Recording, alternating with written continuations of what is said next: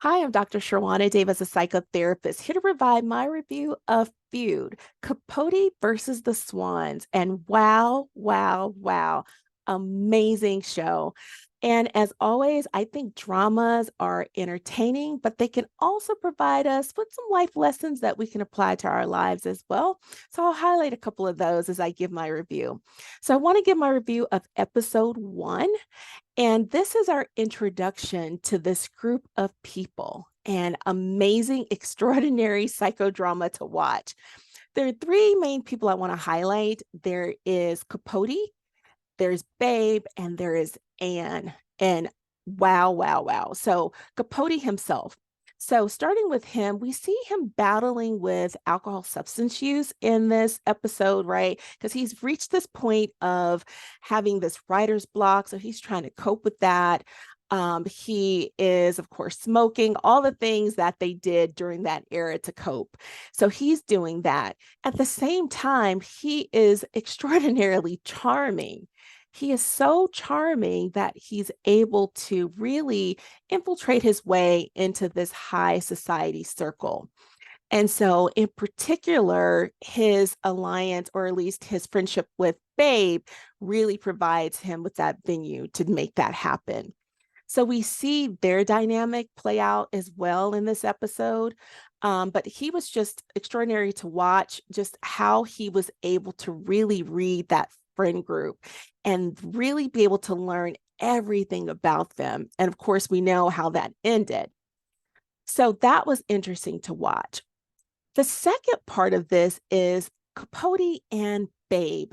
That friendship was interesting to watch. So we see Babe really have to make a pivotal decision because her husband has been unfaithful. He's having this long-term affair with this other high society lady.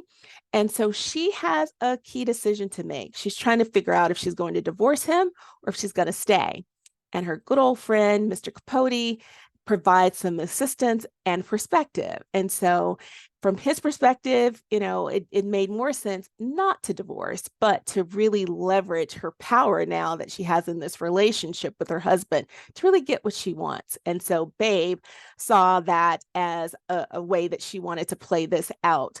It was also interesting that it seems like she has this very, very external need to be perfect in terms of persona.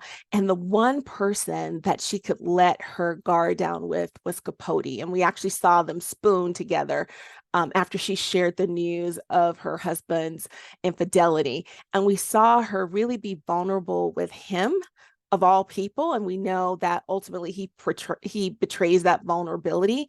But it's interesting how physically even she was able to be very vulnerable with Capote. The third person in this series that really stood out in this very first episode, of course, was Anne.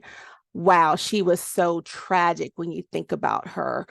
And it was just extraordinary to watch. She literally was an outsider in this group. So we saw this play out where she's literally, when they're in that restaurant and the women are sitting at the table, and there's poor Anne literally sitting on the outside looking in at her, probably her former life and status before the tragedy that happened to her husband. So we all know what she's been accused by Capote of doing to her husband. So we saw her literally be on the outside of the group, right? So everybody kind of knows what that feels like to be an outsider.